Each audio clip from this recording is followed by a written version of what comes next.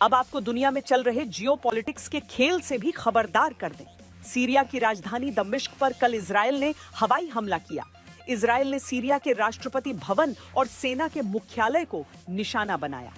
Israel और Syria की दुश्मनी पुरानी है, लेकिन इजरायल का ये हमला ऐसे वक्त में हुआ है जब सीरिया के आतंकवादी रह चुके राष्ट्रपति को डोनाल्ड ट्रंप गले लगा रहे हैं।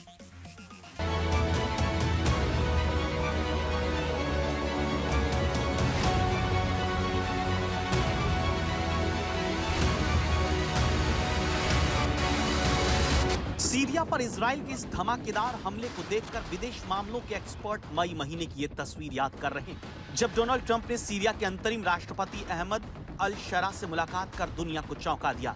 अहमद अल शरा को अमेरिका एक आतंकवादी मानता था। उसने उसके ऊपर 86 करोड़ रुपए का इनाम भी रखा हुआ था। इसीलिए इस मुलाकात ने दुनिया को हैरान किया है। दुनिया भी समझ ही रही थी कि डोनाल्ड ट्रंप ने एक आतंकवादी पर यह मेहरबानी क्यों की। इजराइल ने सीरिया पर बड़ा हमला बोल दिया, लेकिन सवाल यह है कि जिस सीरिया में ट्रंप की दिलचस्पी है, उस पर इजराइल ने हमला क्यों किया। सब जानते हैं कि इजराइल बिना अमेरिका की अनुमति के कुछ नहीं करता, तो फिर उसने अचानक सीरिया को निशाना क्यों बनाया। अमेरिका भी इजराइल की इस कार्रवाई से हैरान दिखा।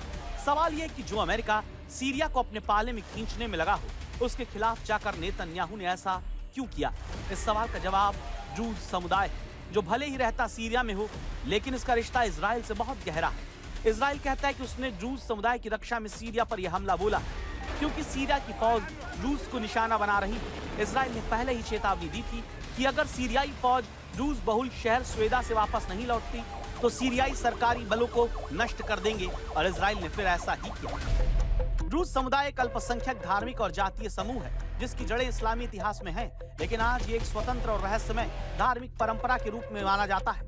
यह समुदाय मुख्य रूप से सीरिया, लेबनान, इजराइल और जॉर्डन में फैला है। सीरिया में इनकी आबादी 7 लाख से ज्यादा है। इजराइल में ड्रूज लोग सेना में भर्ती होते हैं और कई उच्च पदों पर भी।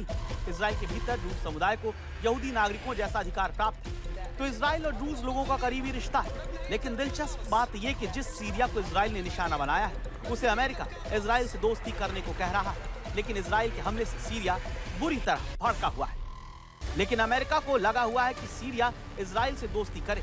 इसके पीछे उसका मकसद सीरिया में ईरान के प्रभाव की कमर तोड़ना है। ईरान समर्थक असद सरकार पहले हटाई जा चुकी है। ऐसे में अमेरिका की कोशिश सीरिया की इजराइल से दोस्ती करवा के ईरान को कमजोर करने की।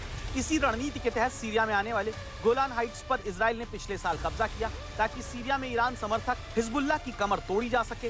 लेकिन ट्रंप पूरे सीरिया में ईरान के असर को खत्म करने में लग गए हैं।